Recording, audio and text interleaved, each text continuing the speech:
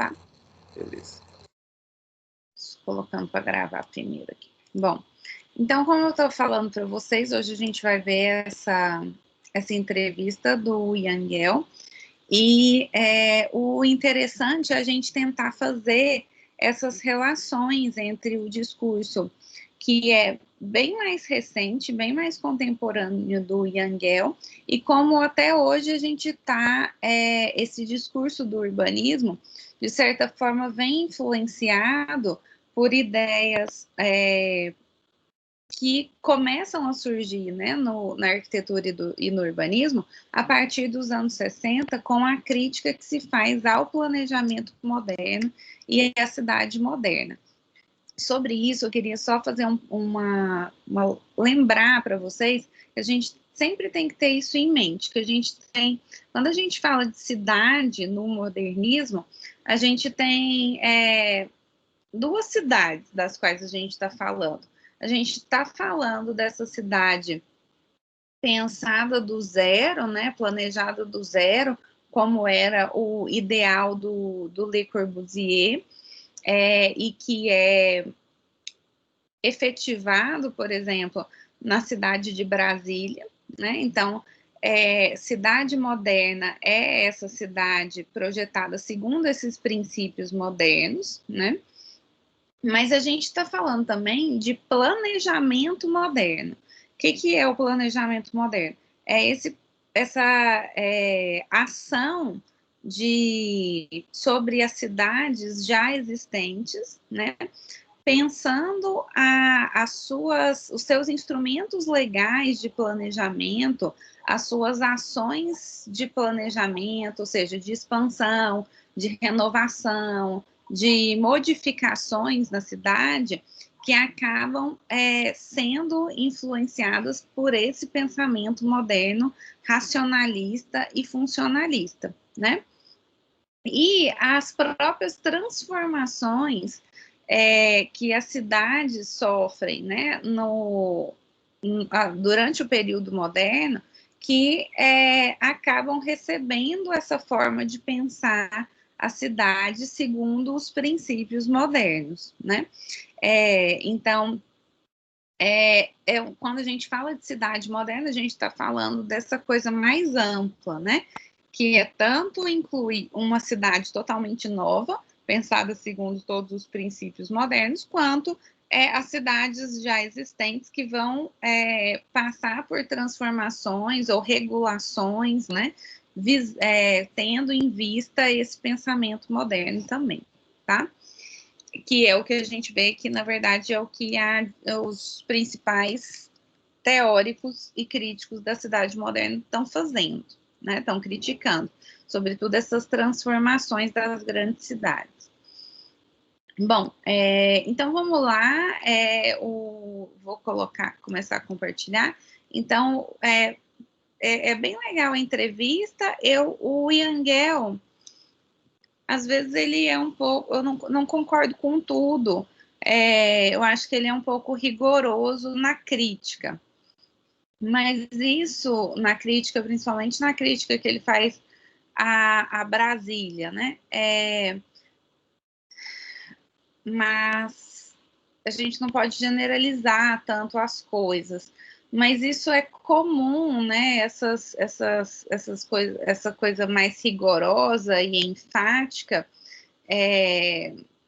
na crítica é comum quando se quer defender um argumento, né? Então, para defender o argumento dele, talvez ele tenha que ser mais enfático mesmo nessa crítica à cidade moderna, né?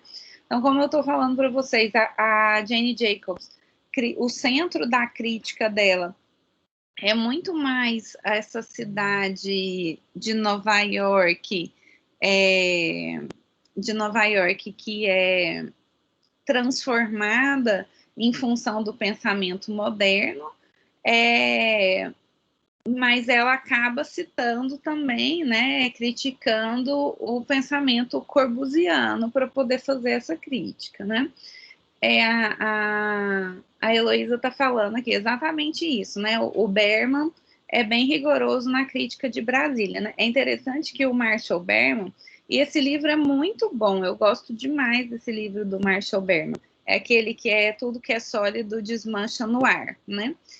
Quem tiver a oportunidade de ler, eu costumava ler, quando eu dava aula no TH4, a gente costumava ler um trechinho dele, e quando, eu acho que o Pedro Máximo, não sei se ele coloca alguns textos dele no TH5. Bom, o Marshall Berman faz uma crítica da modernidade, né?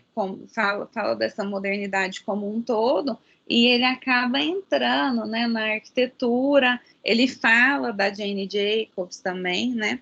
E é isso, eles criticam Brasília até de uma forma muito, com todo esse rigor.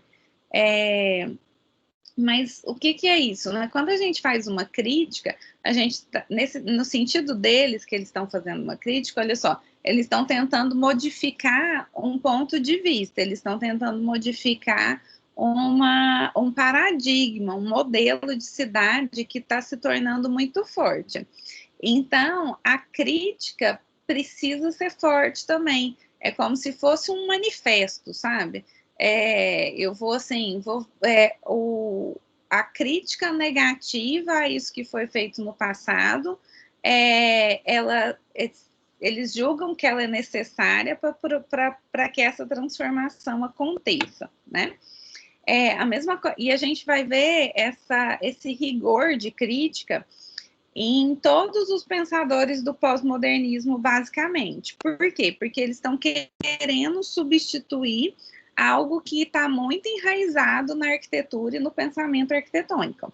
É por isso que o Venturi, quando a gente for entrar agora na arquitetura, por isso que o Venturi ele é super irônico, né? E ele critica mesmo o Mies van der Rohe e faz aquelas brincadeiras, né? Não, menos não é mais, menos é uma chatice, mais é que é mais, né? Então, eles são muito irônicos e rigorosos nessa crítica mesmo, porque a gente tem que ter essa noção de que eles estão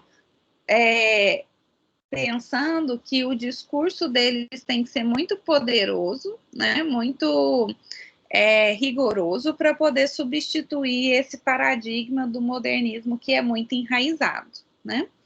E aí, nós, como leitores, né, estudantes, e a gente tem que fazer sempre essas ponderações, né?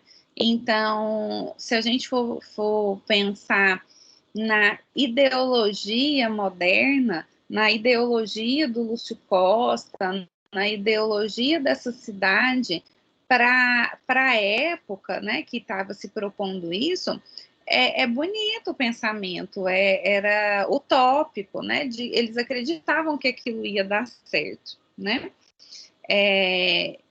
E aí não deu certo, e aí é o que leva a esse processo de crítica, né? Então, vamos lá.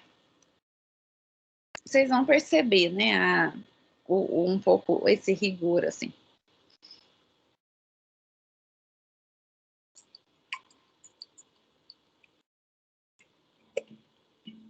Vamos ver se vai dar.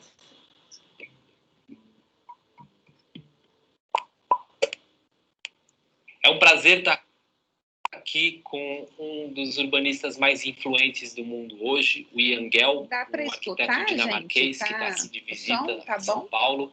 O Ian Gehl tem trabalhado Obrigada. Há mais de 50 anos ajudando a transformar a lógica de várias cidades. Ele começou trabalhando na cidade natal dele, que é Copenhague, mas boa parte das grandes cidades do mundo seguiram a liderança de Copenhague. Hoje, talvez as ideias dele estejam entre as mais influentes para as novas gerações de urbanistas. E talvez essas ideias possam ser sintetizadas no título de um dos livros dele, que é Cidades para Pessoas. I was telling them that maybe your ideas could be synthesized in the title of one of your many books, which is Cities for People. What is it about that? Aren't all cities for people? This particular book, it is actually a protest book against some dominating ideas of city planning or paradigms planning, which have been very dominant in the second part of the 20th century. And one of them is modernistic city planning ideas. Among them, that cities are bad and freestanding buildings are good.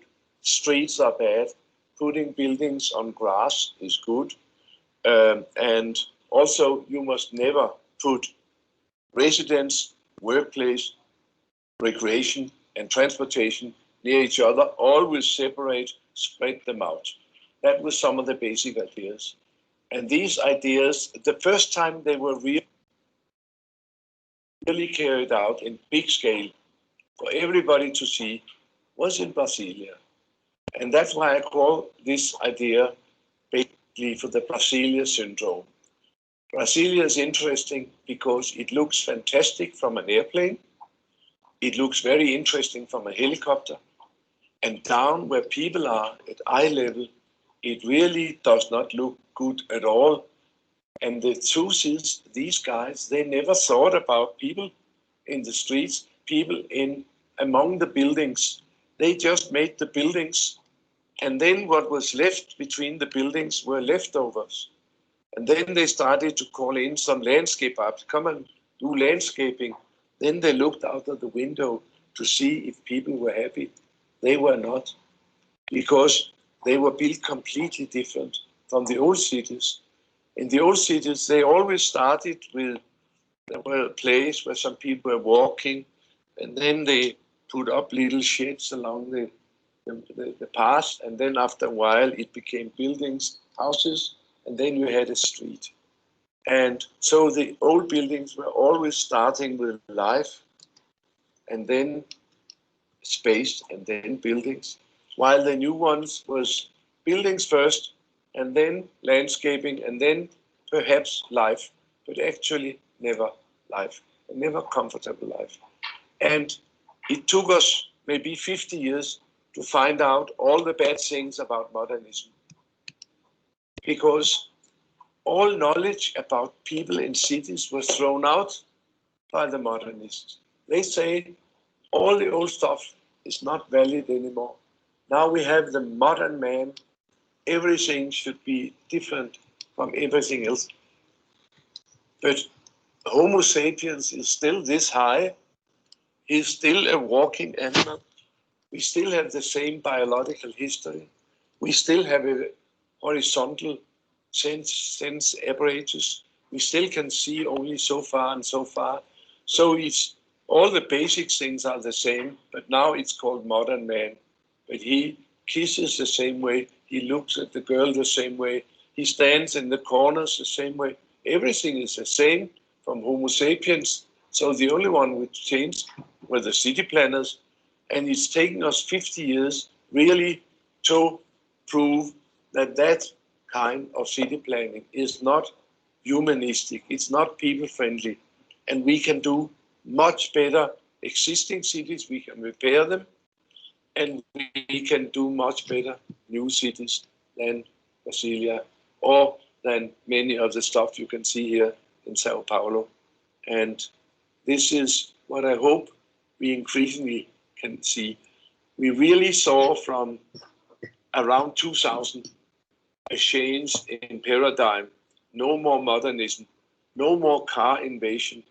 Now we are striving around the world to make livable, sustainable, and healthy cities, because this old city planning idea, it also was supported by motorism, by the cars, who should bring people from one to one to one.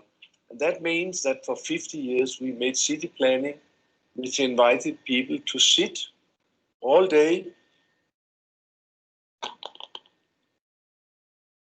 And now we know that that is a major problem for the health. These guys who have been sitting, and that's called the sitting syndrome. These guys who have been sitting, they live shorter, they go more to hospital, and they have a lousy old days because they have bad health in the old days. and they are much more costly for the health system. So we know that if people say have a little bit of exercise, 1 hour every day, they can live seven years more and have a much better quality of life and cost much less for the hospitals. So that's why we found in Copenhagen that every time a guy goes on a bicycle 1 kilometer, the society saves, I think it's 35 cents. And if he goes 1 kilometer in a car, the society loses 14 cents. So the more they bike, the more economic benefit for the society. Very interesting. Even for people and who a don't much buy. better city. A better city, yeah. So there was also mental health, right? There was a big study, I think it was led by Harvard, and São Paulo, where we are now, is the world record bearer of mental illness. A lot of anxiety, a lot of stress, and a lot of panic. Do you think this has to do with the way the city was designed? I can easily see a connection. And also, maybe I could mention why I, as an architect, became so interested in how the built form influenced the life. And that was because very early in my career, actually right when I was finished, I married a psychologist, and she and her friends kept asking, why are you architects not interested in people? Why don't they teach you anything about people in the university, in School of Architecture? You know about buildings, you don't know about people. And then, of course, in the days of the modernists, the days of Brasilia, they didn't thought that built form had anything to do with life. Life will go on, business as usual, but now they had modern buildings. But it's not so. Buildings have an enormous influence on the life.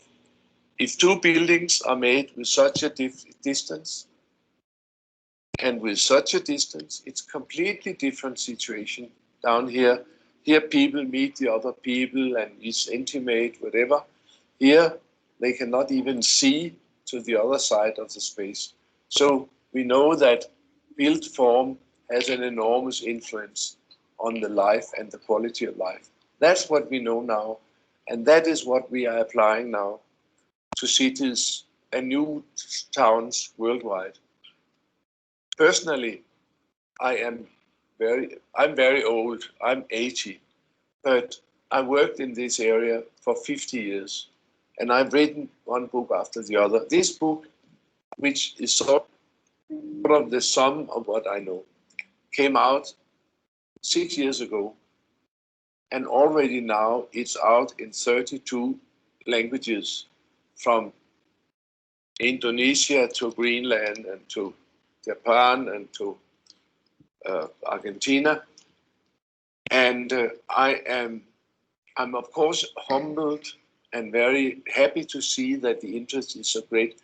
But this distribution shows that all over the world, people are very, very interested in coming to know more about how can cities be humanized, how can the daily life for people in cities become better. That is why this book so quickly has been distributed. And it's not only the books. Your firm has been hired by many of the biggest cities in the world, right? You've been working for New York, for London, for all big cities in Australia, and also for São Paulo too. Would you say that your ideas nowadays, you were talking about the paradigm, would you say that your ideas are more and more the new paradigm? Is it what new architects are studying at school? It's still a transition period, and still there are many old guard who believe that form is everything. But I believe that good architect is not about form, because that is sculpture. Good architect is the interaction of form and life. And only if the interaction worked well and that this form supports life in the area and the building well, is it good architecture. So architecture is now a wider thing. It's not only form, it's form plus life. And now we have worked hard to bring the life into the equation so that architecture students learn. It is a combination, my friend. This one will give you machines for living. This one will give you cities with a soul. You've been to Brazil quite a few times already, right? You've been here. Your firm has a big project in downtown São Paulo. You've been invited to talk a few times. I imagine that you had the opportunity to get to know some of our big cities. What are your impressions? Are Brazilian big cities made for people? I have been here specifically to study Curitiba. And in the previous book, I wrote quite a bit about Curitiba and in a series of great cities around the world. I thought that what they've done in Curitiba is quite extraordinary. Also, I've been in Brasilia, and I wrote in this one why this is special. And I was not so happy there as it was in Curitiba. And then I have been in in Salvador, and in Rio de Janeiro, and now in Sao Paulo. I think that some of the cities are quite interesting, and all the cities have nice and interesting areas, but generally the quality of the Brazilian cities are not as good as the quality of cities in, say, Sweden or something like that, because the market forces have been too strong here. The automobile industry have pushed cars into the cities, and the developers have gone on doing all these quick buildings without thinking so much about whether it would be a good city if you had more towers. Generally, it will not be a good city. You have to know why you're doing it. And what is most important in city planning, you have to know where you're going. So all the good cities I know of, they have a very specific plan. By 2020 we'll be here, by 2030 we'll be here, by 2040 we have no more fossil fuels, and by 2050 we are here. So so there is these plans to gradually change the direction instead of going on with business as usual. It's so important that you have leadership and that you have visions and that you have goals to meet, and you know where will this city be going. And this I could challenge all the Brazilian cities, actually all cities in the world, to have these goals, because we can't go on using fossil fuel, polluting the air, challenging the climate, and being more and more fat, and having a lousy life, and being afraid of each other. We have to address these things which are vital for the well-being of Homo sapiens. If you follow public debate about cities here in Brazil, in São Paulo specifically, you will listen to lots of people who will tell you, okay, bikes are cool, they're cute, Copenhagen is incredible, but São Paulo is not Copenhagen. You know, there are 100 times more people here, and you can see it. It's a place with a lot more urgent social problems and with less money. Why bother? You know, São Paulo is so far away from Copenhagen. Why trying? It's not about Copenhagen at all. It's about Homo sapiens. And I gather that there are Homo sapiens living here also. And these kind of humanistic city planning ideas, they can be used on all levels, from a little village of 100 people to a big city in Africa of 30 million people, or Tokyo. And it's not about copying Copenhagen, because for every city there will be specific solutions. The only thing we know is that the motor car is on its way out. Driving is going down in America and Australia. Public transportation is on its way up around the world. Bicycling also is on the way up around the world, because it is very smart to climate and to health.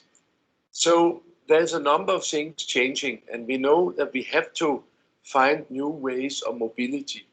because the old idea of mobility of the motor car, that every individual have 4 rubber wheels, that will give you mobility. That is not true in cities. It's really a horrible mode of mobility in dense cities.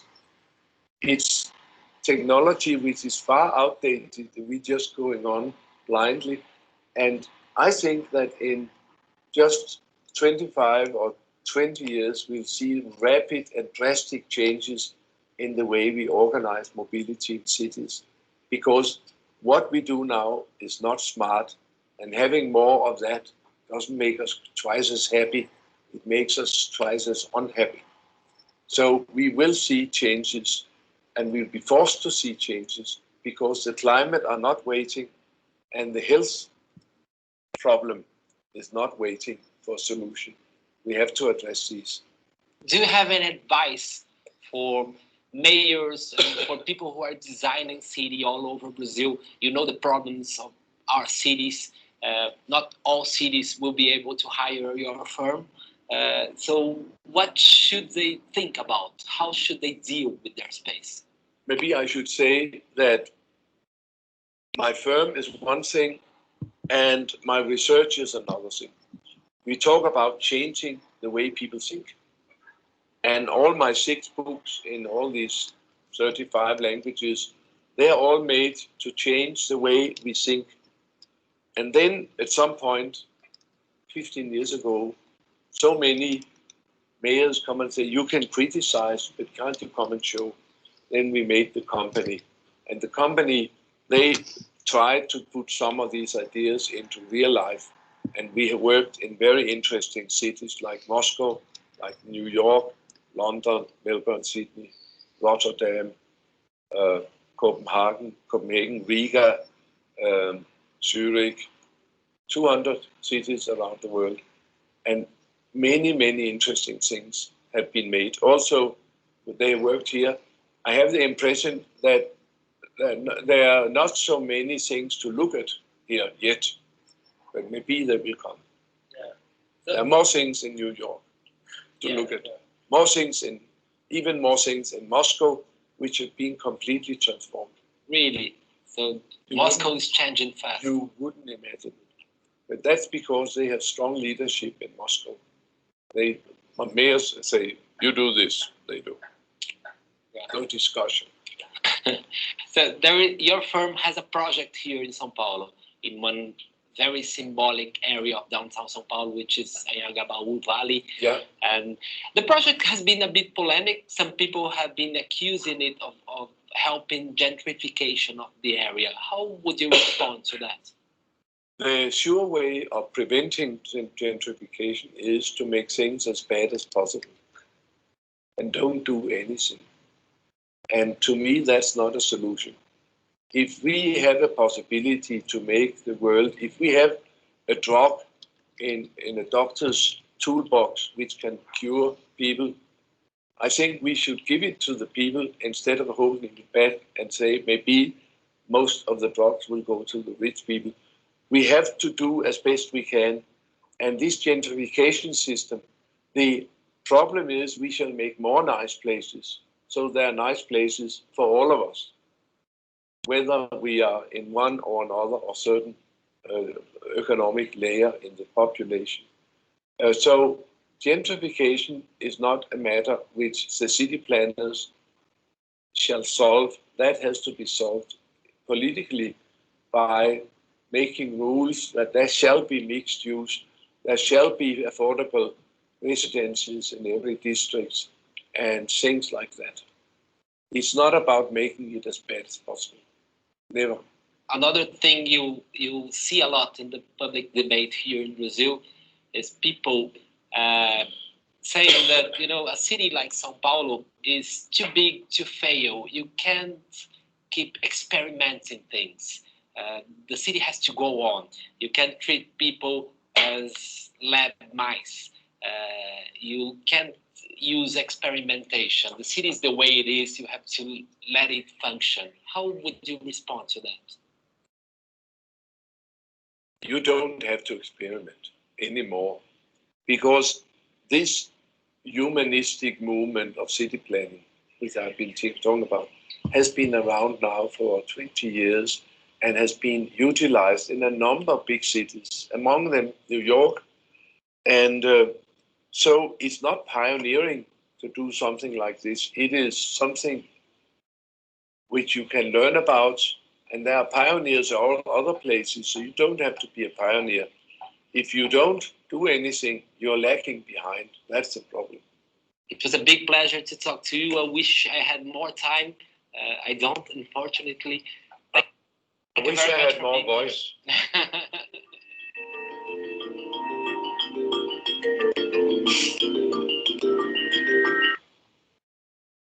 Prontinho, gente. Deixa eu descompartilhar.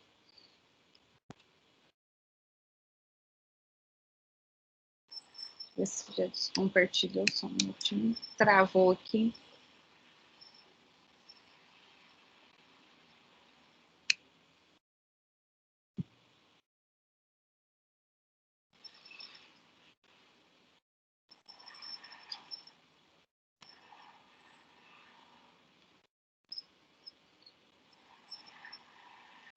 Vocês estão me escutando, gente? Desculpa, eu travei aqui a minha tela. Sim, professora, tá dando pra ouvir você e te ouvindo normal. Bom, então eu prolonguei um pouquinho, assim, a parte que mais interessava, né, a gente, em relação mesmo à discussão à cidade moderna, era aquela mais do começo, né? Então, acho que ele explica de um jeito simples, né, esses problemas que a cidade moderna enfrentou, né? Principalmente essa lógica de você reverter a morfologia, né? Então, bem no comecinho, ele fala assim, as cidades antigas, como é que elas eram feitas? Você vai fazendo os prédios, né? E aí vai relacionando, existe a rua, você vai fazendo a rua, vai fazendo os prédios, e essa relação entre esses espaços ela é maior. O urbanismo moderno propôs algo em termos de forma totalmente diferente, que foi pensar o prédio primeiro e colocar o prédio no meio de um gramado e perder a relação dos edifícios entre si, né? E dos edifícios com a rua. E isso acaba influenciando também nas relações sociais, né? Nas relações dos modos de vida, que é o que a gente discutiu na aula passada com o texto da Jane Jacobs, né? Quando ela falava dessas relações sociais que a rua permite, né? E como que esse olhar para as pessoas, para essas relações sociais, para a vitalidade mesmo urbana, que é o caminho de garantir talvez essa qualidade dessa cidade, né? Bom, aí eu deixei o vídeo continuar, porque apesar daí para frente ele vai trazer questões mais contemporâneas. Então, agora no finalzinho ele falou de um ponto muito importante também, eu deixei porque eu acho o ponto de vista dele sobre o problema da gentrificação interessante, a resposta que ele dá, né? Porque na N2, a partir de novembro, de outubro, a gente vai entrar numa discussão mais da cidade contemporânea em si, e vamos falar muito dessa questão de gentrificação. Então, já adiantando um pouquinho, eu deixei porque ele dá uma resposta boa, né, para isso, que você tem que fazer mais espaços bons, né? O grande problema da gentrificação nas cidades é que você restringe essas ações urbanas a algumas áreas, né? Então, elas não são universais, elas não atingem todo mundo, né? E talvez esse comece a ser o grande problema da gentrificação. Bom, o que vocês acharam? Vocês têm alguma dúvida? Querem fazer alguma colocação? Tá me ouvindo aí, Isabela? Tô. Só fechar a janela, porque tem uma obra do lado da minha casa. Isso, aí, do mesmo jeito aqui também. Mas eu achei interessante esse debate, assim, só que ao mesmo tempo, tipo, esse lance que ele fala da gentrificação, ao final, né, dele falar que os urbanistas não têm esse envolvimento com política, assim, eu acho que essa é uma afirmação que é bem difícil de se fazer, né, é uma espécie de lavada de mão, assim, que acho que o que os modernistas tentaram encarar, ele tá tentando se abster agora, né, tipo assim, porque eu acho que é uma problemática que tem que ser trazida para o debate da urbanista, né, do urbanístico, né, porque quem faz esse desenho de cidade, querendo ou não, faz parte desse pensamento, a gente sabe que é um globo de áreas, só que assim, você fazer essa afirmação que tipo, é um remédio exclusivo, sabe? É uma coisa que você meio que começa a questionar, sabe? Quem que tem acesso a esse tipo de coisa, assim. E é real, sabe? Tipo, a realidade quando ele fala de Suécia, Copenhague, é outra, né? Tipo, então, acho que trazer isso para um contexto que é, tipo, de não ter esse acesso real para as pessoas de todas as classes, assim, acho que é uma coisa que fica em questionamento, assim, sabe? Eu acho que quando ele coloca isso, ele está querendo, na verdade, retomar uma questão que é uma crítica que se fez aos modernos também, que era a utopia moderna, dos arquitetos modernos, de que a arquitetura poderia solucionar os problemas sociais, né, como um todo. Então, que a arquitetura solucionaria, né, questões mais amplas, né, da sociedade. Então, essa era uma crítica que se fazia aos arquitetos modernos, deles serem muito utópicos nesse ponto, né, e que não dependeria só dos arquitetos. Então, acho que quando ele fala mais para retomar esse ponto, sabe? Mas eu concordo plenamente com você, porque a gente tem que voltar a essa noção mais ampla do que é política, né? Desse conceito. Então, de novo, política vem de polis, e aí olha aqui, né, que contradição mesmo que ele está falando, se a gente for pegar na etimologia da palavra, porque que é política vem de polis, polis era o quê? É a cidade grega, né? Ou seja, são as relações sociais que existem na vida da polis, né, na cidade. Então, todos nós, enquanto cidadãos e moradores da cidade, nós somos políticos, nós somos entes políticos. As nossas decisões, as nossas ações pela cidade, as decisões que nós tomamos, assim, de consumo, de lugares que a gente frequenta, de onde é que eu vou comprar minha casa, o meu apartamento, né? Eu estou influenciando num processo político. Essas conexões, elas são complexas, é uma rede complexa de relações que desencadeia nisso, né? Então, olha só, se eu resolvo, né, eu mesmo falo que eu assumo o meia-culpa aqui, né, que eu entrei nesse processo da especulação imobiliária. Como? Eu resolvi morar num apartamento no setor marista, né? Então, hoje o setor marista é um polo de desenvolvimento imobiliário. Então, quando eu assumo o papel de consumidora desse lugar, eu estou reafirmando uma tendência mercadológica de especulação imobiliária nesse lugar, né? E essa especulação imobiliária nesse lugar transforma a cidade, né? E ela é favorecida, existe toda uma relação de como que eu, consumidora, o agente imobiliário, o construtor, né, o político que aprovou o plano diretor que permite o adensamento no setor marista, né, então, olha só, toda essa rede é responsável pela transformação da cidade. Isso é uma ação política, né, não é só política, não é só quem faz política, não é só quem faz os políticos, né? Os prefeitos, os vereadores, os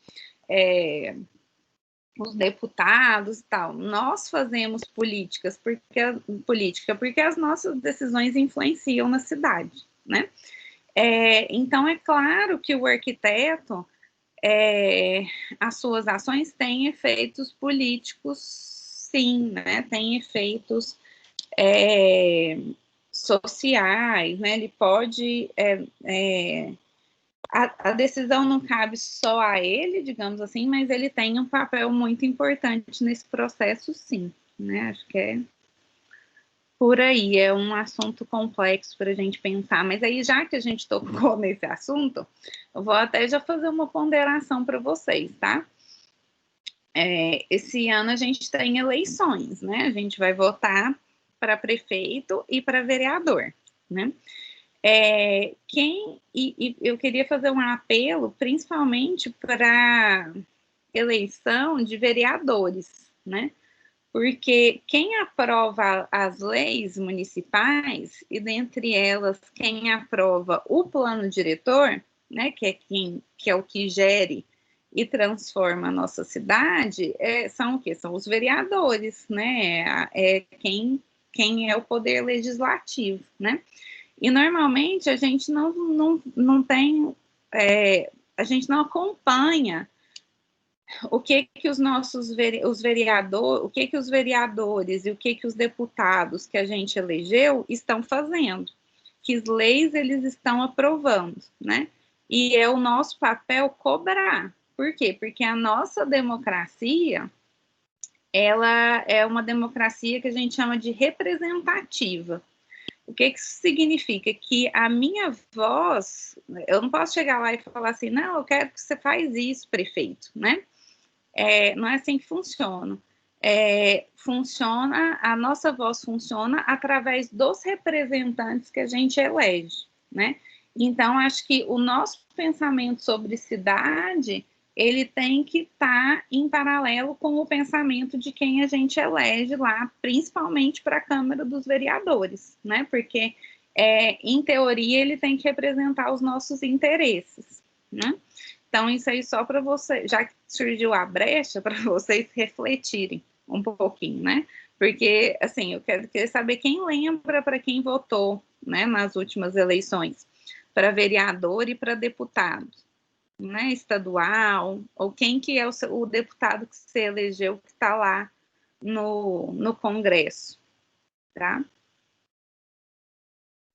Não, acho que essa lógica de pensar a importância dessas tomadas de decisão é super importante, né? Tipo, porque acho que um comparativo esse lance do pensamento moderno, acho que é porque o arquiteto tinha muito essa posição de Deus mesmo, assim, né? De ele é o que vai pegar a caneta e derrubar um prédio lá e tal. Então, eu acho que essa nova dinâmica que a gente vive, assim, de existirem mais vozes, né? Tipo, é importante alinhar essas formas de pensamento, né, da realidade das pessoas que moram em um local de risco e da realidade de uma pessoa que tem um conhecimento técnico para evitar que isso aconteça, né? Então, acho que a gente se volta muito mais a fazer político, tentar entrar nessa forma de estrutura dos problemas, né, em vez de ficar fazendo a acupuntura dos problemas, assim, tipo, de ver o porquê que, mesmo se fizer essa acupuntura, vai continuar existindo favela, vai continuar existindo gente pobre, sabe?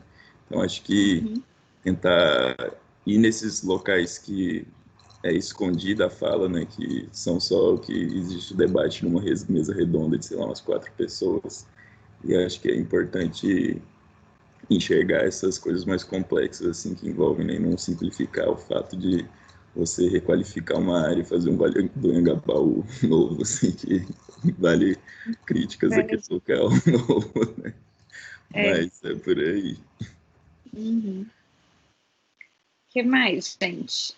Vocês têm dúvidas mais, assim, antigas, passadas, do que a gente conversou nas outras aulas, sobre esse tema da crítica à cidade moderna?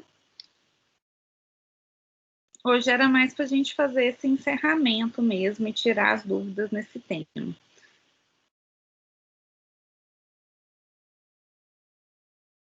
Não, todo mundo entendeu tudo, maravilhoso.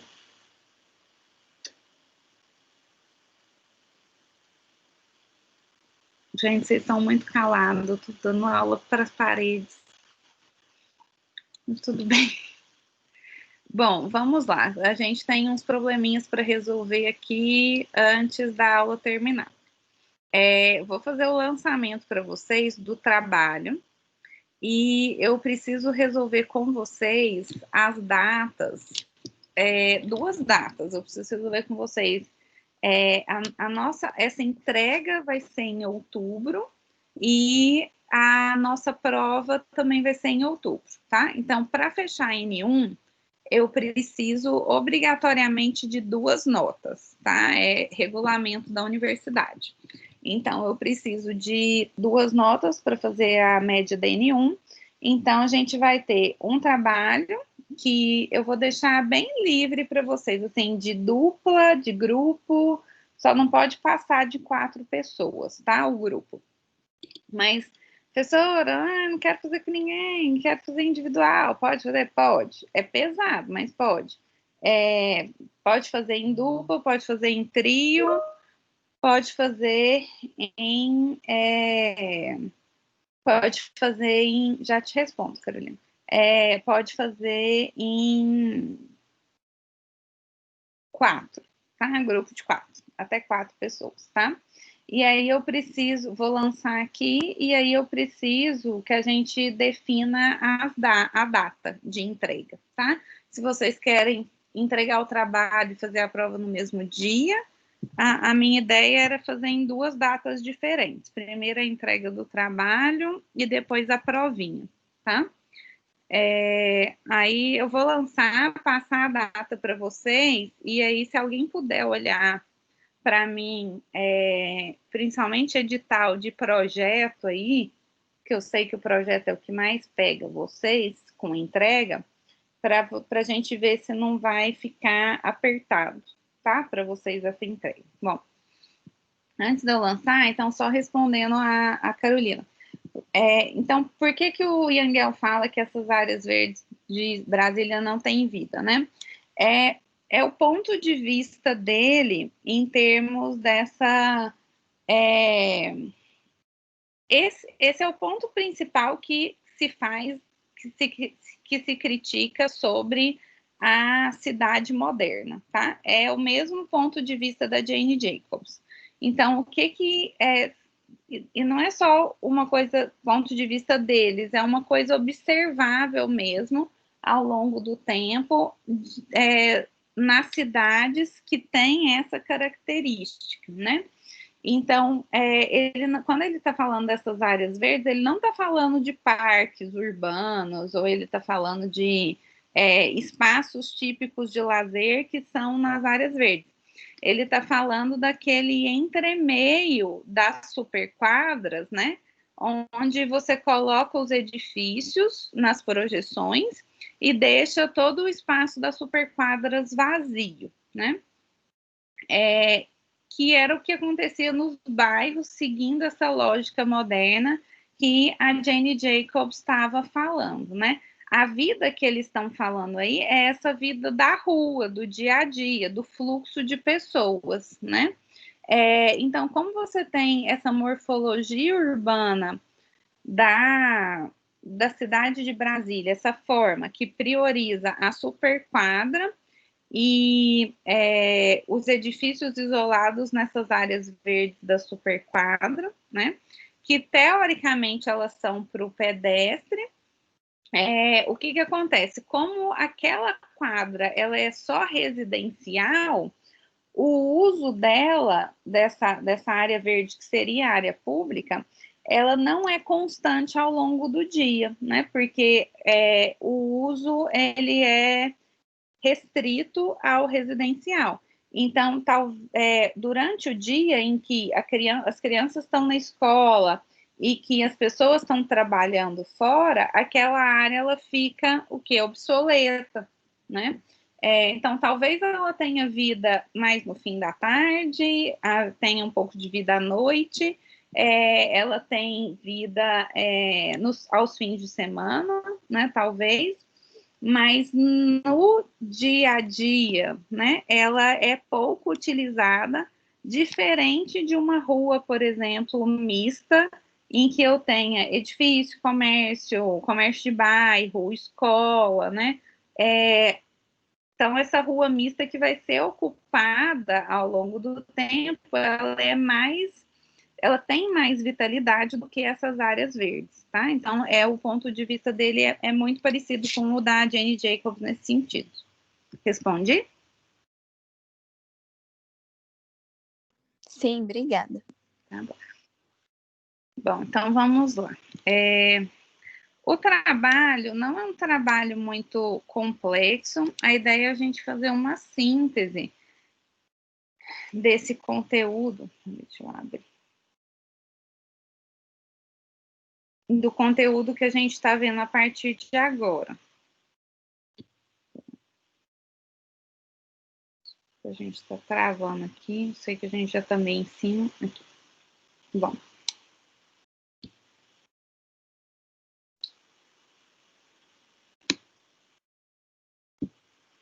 Então, vamos lá. O trabalho é uma síntese gráfica e uma linha do tempo sobre o pós-modernismo, tá? Sobre esse período, então, que a gente começou a estudar agora. Eu vou mostrar alguns exemplos para vocês também, para ajudar. Professora, não sei se é só aqui, mas está cortando a projeção. Tá travando, meu Word está péssimo aqui, tá? Ah, sim. Deixa eu tentar ver se ele volta. Nossa.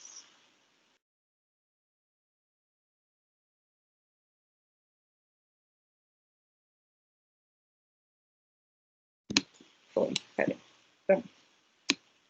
Já vou arrumar aí para aparecer tudo. Tirar o zoom. Opa. Melhorou? Apareceu tudo? Apareceu. Tá. Então, aqui a data, peraí, que a gente vai definir ainda. Bom. Sim, professora, apareceu sim. Tá. Então, vamos lá, tá? O trabalho é uma síntese gráfica e uma linha do tempo. Deixa eu... Bom, né? Em grupo, e assim, né? Eu precisei colocar isso aqui. Eu sei que vocês a vida inteira dividiram, né? Tarefa de trabalho em grupo, mas agora vocês são obrigados a dividir suas tarefas, né? Porque vocês não podem encontrar presencialmente, ok? Peraí que travou de novo. Bom.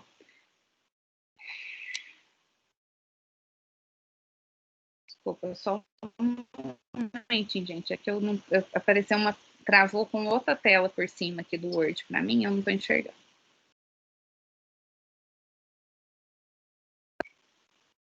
Bom, como eu estava falando, vocês podem fazer em dupla ou em grupos, no máximo 4, tá? Então, façam de dupla, de trio ou em grupo de 4. Passou de 4 já é muito, tá? E eu não vou deixar, não, porque o trabalho não é tão complicado assim para vocês fazerem de 5, não. 5 sempre fica um que não faz nada. Bom, vocês vão ter que fazer uma linha do tempo. Então, a gente vai fazer uma reunião dos edifícios principais, né? E dos fatos e acontecimentos históricos também principais e as publicações principais do período pós-moderno, e vocês vão organizar isso em uma linha do tempo, tá? Então, o trabalho objetivo é essa sedimentação dos conteúdos que a gente está trabalhando por meio da síntese entre teoria e projeto de arquitetura, porque a gente vai ver, fazer uma compilação desses projetos dos arquitetos que a gente está estudando. O propósito é vocês compreenderem os temas e essas questões teóricas, né, que a gente está vendo, e que se desdobram no trabalho dos principais arquitetos do período que a gente chama de pós-moderno. Os seus antecedentes na história e a sua inserção tanto no contexto da cultura pós-moderna, quanto no contexto próprio do campo disciplinar da arquitetura, tá? Então, o trabalho vai realizar uma síntese do período pós-moderno, considerando as 4 vertentes, os 4 caminhos, a partir dos quais a gente está estudando essa crítica pós-modernista e a sua relação com o movimento moderno. Então, nessa linha do tempo, o conteúdo que tem que aparecer é o conteúdo desses 4 períodos que a gente vai estudar. Então, a gente já viu a questão da cidade e a crítica que se faz ao movimento moderno. Aí vocês vão fazer uma linha do tempo, aí vocês vão falar assim para mim, professora, como é que eu vou colocar obras, né, na linha do tempo sobre isso, sobre a cidade? Bom, vocês vão colocar os livros, né? Então, vai aparecer na linha do tempo a publicação do livro da Jane Jacobs, né? A publicação do livro do Kevin Lynch, do Christopher Alexander, do Aldo Rossi. Existem alguns projetos, né, que são os projetos dos irmãos Krier, que tem relação com essa retomada historicista sobre a cidade. Bom, eu vou deixar para vocês também vou deixar para vocês aqui nos arquivos 4 textos que são referentes a esse conteúdo, tá? Então, os textos também vão ajudar vocês no processo de pesquisa do que tem que aparecer nessa linha do tempo, tá? Aí vai aparecer a segunda vertente de pensamento pós-moderno, que é o que a gente vai estudar agora, que é a questão do historicismo e do significado. E aí vai aparecer a obra, então, do Aldo... Eu coloquei aqui os principais arquitetos, tá? Mas podem aparecer outros também. Aí a nova abstração formal e o high-tech ou a alta tecnologia na arquitetura, tá? O que tem que aparecer de conteúdo, né? Então, eu vou considerar como conteúdo essa programação visual gráfica do painel, do trabalho. Porque essa apresentação gráfica, ela tem que ser pertinente ao tema. Então, ela tem que dialogar com o conceito de pós-modernismo, ou a estética pós-modernista, né? Ou a estética dessa época, tá? Então, vocês podem usar técnicas de colagem gráfica, ilustração, etc., né? Em um painel que seja representativo graficamente dessas diferentes vertentes que caracterizam o movimento pós-moderno, tá? E, além dessa graficação, o conteúdo principal, então, é essa linha do tempo, tá? Essa linha do tempo, observem bem o período, tá? Então, vocês vão falar de 1960 a 1980. Por que eu estou demarcando o período? Porque você pega, assim, obra do Peter Eisman. O Peter Eisman tem obras nos anos 90, nos anos 2000 e etc. Não me interessa essas. Eu quero a obra do Peter Eisman até os anos 80, tá? Renzo Piano e Richard Rogers, eles vão aparecer com as obras da década de 70, porque é o período que a gente... é a primeira fase de expressão da alta tecnologia que a gente está estudando, tá? Então, observem o recorte temporal, de 1960 a 1980. Além da síntese gráfica, então, vocês vão realizar uma linha do tempo com a catalogação cronológica das principais obras que são representativas dessa arquitetura do período. Só que o conteúdo não são só as obras de arquitetura. Além das obras, deve aparecer um conteúdo complementar a essas obras. Como, por exemplo, né, eventos do contexto histórico e do contexto da disciplina. Então, os livros mais importantes, se teve alguma exposição, algum concurso de projeto que foi importante nesse período, um exemplo, né? O concurso para o projeto do Centro Cultural Georges Pompidou, né? Que é aquele projeto que é ícone do high-tech em Paris, que é do Renzo Piano e do Richard Rogers, né? Então, teve o concurso para isso. Então, vocês colocam também o evento do concurso. Os livros, né, principais que a gente está estudando. Então, o livro da Jane Jacobs, o livro do Aldo Rossi, o livro do Venturi, essas publicações têm que aparecer também, tá? Eventos do contexto histórico, né? Então, alguns acontecimentos históricos gerais que marcaram a época, né? E que podem ajudar a contextualizar esse período, tá certo? Então, eu vou colocar, então, de forma livre, né?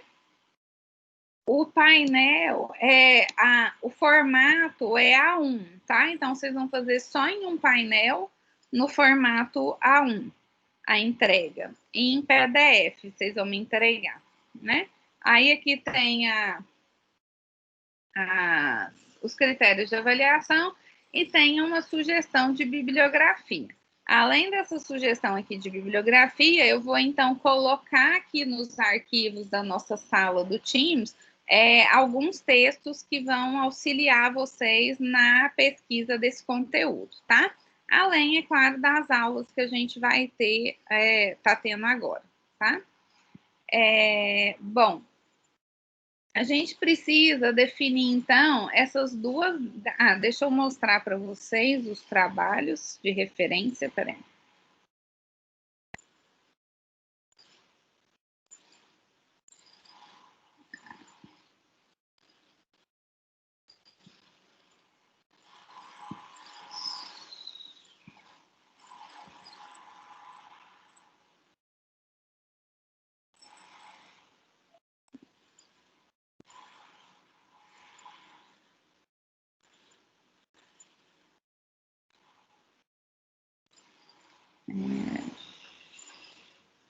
Juro que eu já estou terminando, gente. Peraí.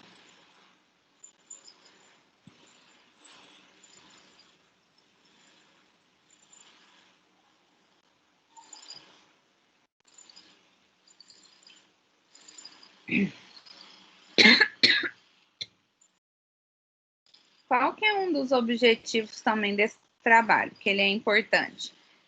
A gente começar a perceber que durante o período pós-moderno, eu tenho o início, está carregando aqui, está pesado, eu tenho o início de uma pluralidade no pensamento arquitetônico, e que essas ideias, elas estão convivendo, né, no mesmo período.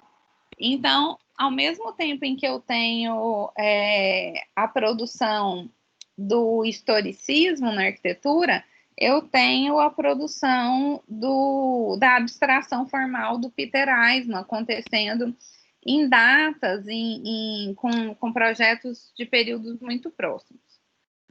É que esse trabalho está super pesado de camadas aqui, então ele está travando. Deixa eu ter... não é possível.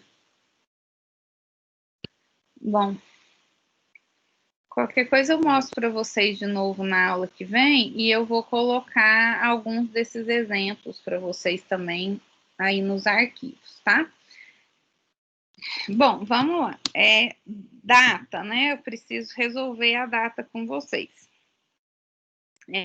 Eu tinha pensado no seguinte, trabalho para ser entregue no dia 9 de outubro, que dá uma sexta-feira, e aí dá, né, praticamente um mês para vocês fazerem esse trabalho, que é muito mais do que suficiente,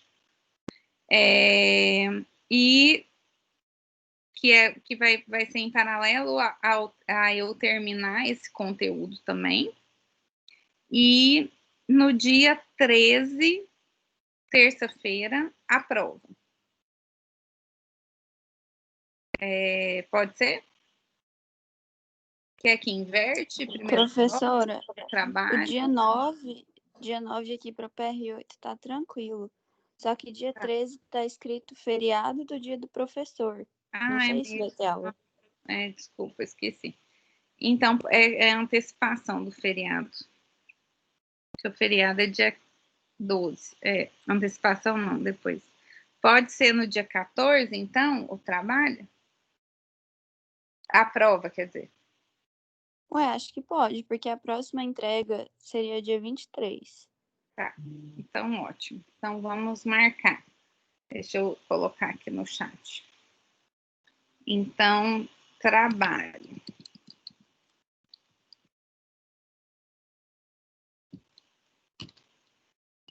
Ficou dia 9, né? Sexta-feira. 9/10, sexta.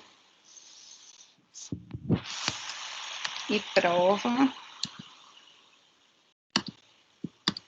Dia 14/10, quarta. Ok, então, é isso. Então, a aula já acabou, eu vou fazer o seguinte, eu vou colocar... Professora, então só um minuto aqui. Ficou 9, né, de outubro a prova e o trabalho dia 14, né? Não. Ao contrário? Não, vocês que sabem, vocês preferem primeiro a prova? Não sei, pra mim, tanto faz, eu acho. Vamos deixar o trabalho primeiro. Dia 9, né?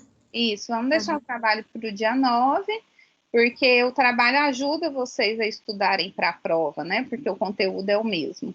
E aí, do dia 9 ao dia 14, você tem um tempinho aí para fazer revisão, para estudar, para assistir às aulas, aproveitando que é o feriado. Tá bom, professora, tá bom, obrigada. Então, eu anotei aí no chat para vocês, tá? Depois eu vou colocar certinho no cronograma. Bom, então é isso, gente. Vou terminar aqui hoje. Eu não consegui carregar os arquivos, tá travando ainda, mas eu vou anexar eles aqui na sala. Vou colocar todos os documentos nos nossos arquivos aqui no Teams, tá? E na terça-feira eu mostro eles para vocês e tiro dúvidas que vocês tiverem sobre a realização do trabalho, tá? Então, por hoje é só.